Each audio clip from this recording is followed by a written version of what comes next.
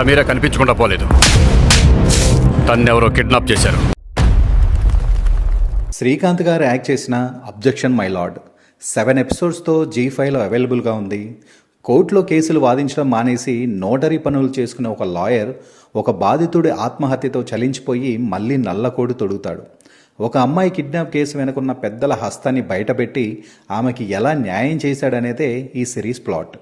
చాలా కాలం తర్వాత శ్రీకాంత్ గారు ఒక సాలిడ్ రోల్ చేశారు.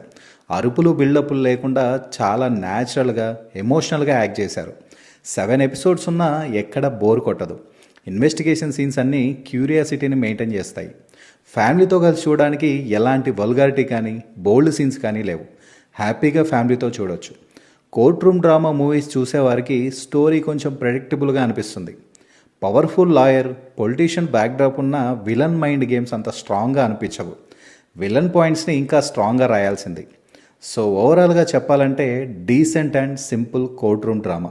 లాజిక్స్ పక్కన పెట్టి ఒక ఎమోషనల్ అండ్ మెసేజ్ ఉన్న డిటెక్టివ్ లీగల్ డ్రామా చూడాలి అనుకుంటే హ్యాపీగా ఓసారి అయితే చూడొచ్చు. సో ఇది అండి ఈ మూవీ రివ్యూ.